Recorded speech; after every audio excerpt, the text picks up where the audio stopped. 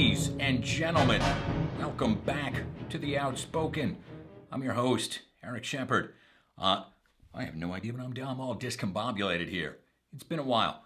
But there's drama out there on the interwebs. And there's finger pointing and people calling each other predators and all kinds of bad, evil stuff.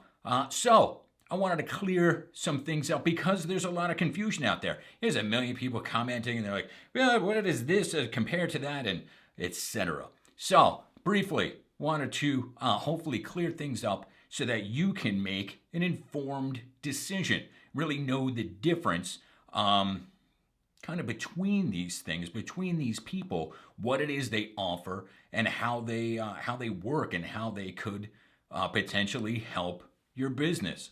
So first we have agents, talent agents. Full disclosure, I'm a talent agent. I own the Shepard Agency. So there's that. Agents have a simple model.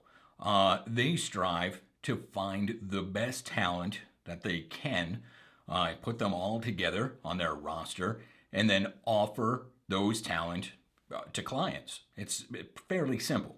And then they need to keep both of those people happy. The talent and then the clients that come to them to hire talent. And if you're one of their talent, you'll typically be charged between 10 and 20% on a project. If you are one of their clients, you will typically be charged between 10 and 20% on that project. And that's it. So if a job isn't booked, the agency goes through all kinds of stuff. They get the audition and they put it out and they go through them and they give them to the client, and then there's callbacks and they say, oh, well, we want this one to read again and whatever. Anyway, if at the end of that process, there's no booking, it doesn't work out, then nobody pays the agent anything and then they just move on to the next thing. That's it. If you do the project, again, then there's 10 to 20% depending on the agency and whether it's union and whatever.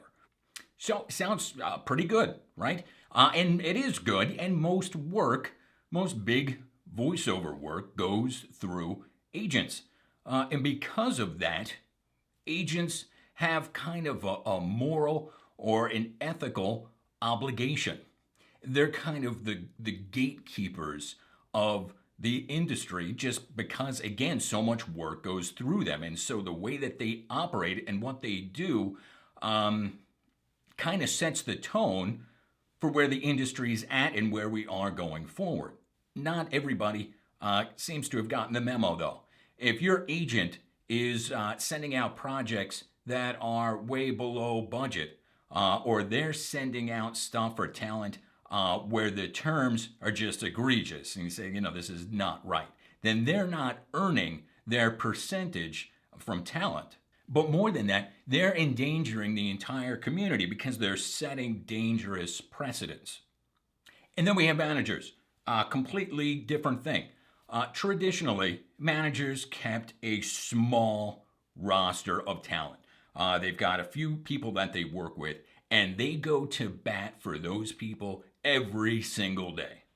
They work intimately with these actors. They hold their hands. They introduce them to people. They mention them by name to their contacts who they're schmoozing with. Every day they're going out to lunch and that kind of thing. Manager stuff is real, like Hollywood, schmoozy kind of stuff. It's cool. They help with their branding, with their training. They introduce them to agents and oftentimes work hand in hand with their agents when projects are getting booked.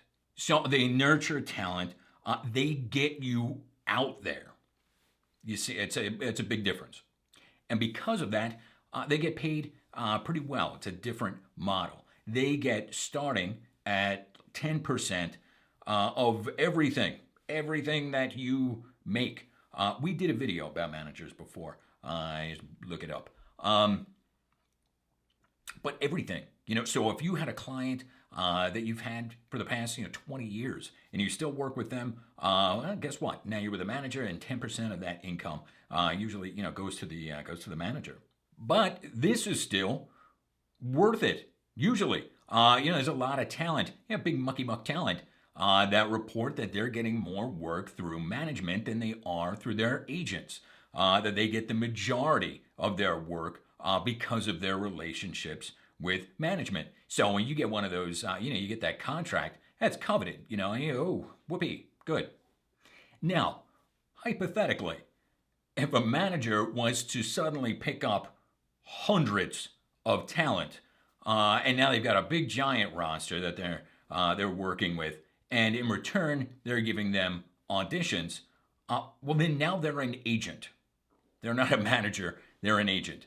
They're just an agent with a remarkably different pricing structure. And it gets fuzzier. I do manager shit all day, man. Talent are always emailing. And so I got to help them, with their new demos and say, I'll move that to there. I don't like that or whatever. Or their websites, their branding, their, with classes. They say, hey, my auditions good lately? What should I change? What should I update? I give studio advice. I help talent price out projects that they're not even doing through us, for God's sakes. Why? Because I am a great man.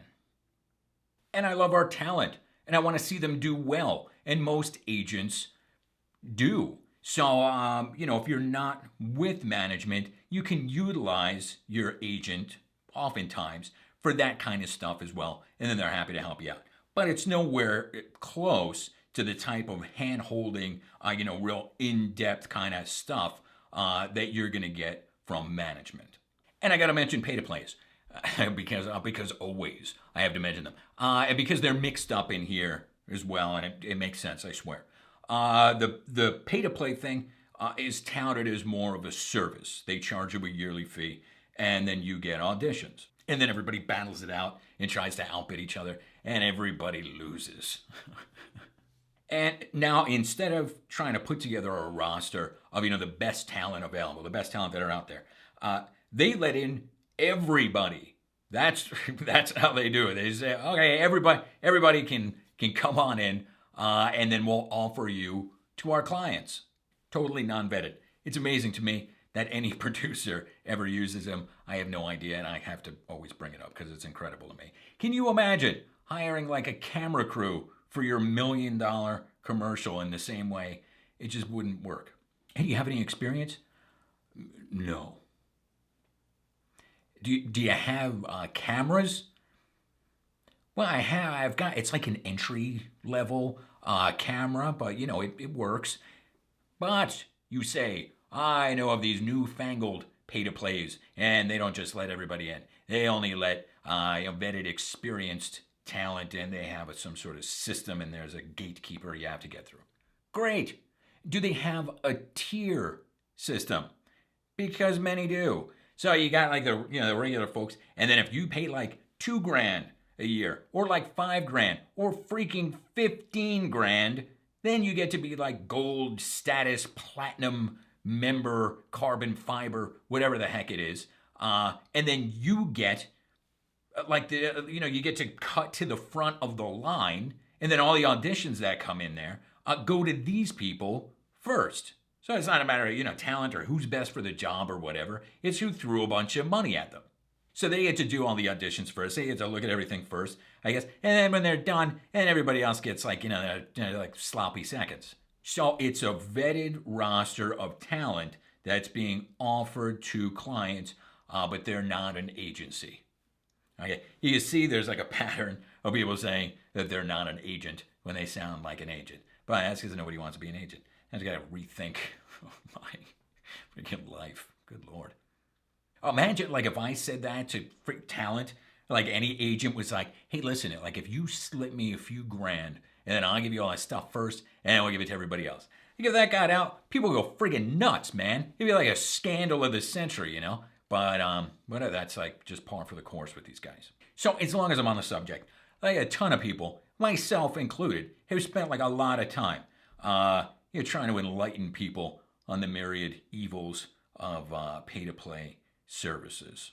And one in particular, and then because of that, now everybody knows. Everybody knows is like textbook definition of predator, and they take your money, and they're bad folks and whatever.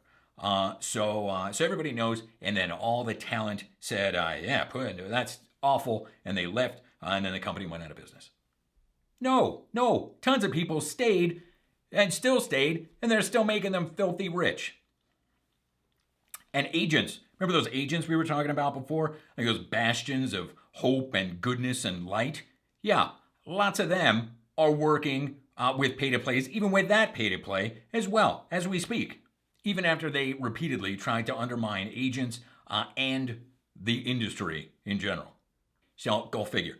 And then other agents have invested money into companies that have pay-to-play services. So now, in effect, they're kind of running their roster, but then they're somehow responsible for like a roster of folks who just got there because they paid to be part of it. And it's a web. You see, there's a web. There's people working here, and they're working there, and they're working wherever. So thus, it gets confusing. But that's the gist. You get the gist. So what am I saying? Are all agents bad? No. Are all managers bad? Of course not. Are all pay-to-plays bad? Yes. Yeah. But we need agents. We need managers. We need people that understand the intricacies of the business and to be able to handle that so that actors are free to, act. This industry eats its young. So if you're a talent, if you're a voice actor, you're a commodity. You're a client, and oftentimes you're the mark. Right now, there's a zillion failed voiceover talent that are scheming to sell you on their brand new coaching package, extravaganza, whatever. They're going to tell you you make like $400,000 a year on Fiverr or some other bullshit, lying, nonsense, liars. When times are bad, times are tough, and they are historically tough right now. They're bad. A lot of people in this industry, for some reason, they say, things aren't good. We're going to find a way to try to make money off of other people that are in this industry that's having a hard time right now. They don't like look outside for revenue streams. It's always inside and how we can, charge actors and people within the industry for stuff. It's weird, but that's how it works. And some are going to call the other guy the bad guy. And some are going to fall all over themselves claiming to take the high road. You could say I'm one of them. The best that you can do is be aware enough so that you can make educated choices. You can know how to run your business and know where your dollar is going. If you have any questions, leave me in the comments. I'll try to elucidate. In the meantime, voice strong, everybody. Thanks.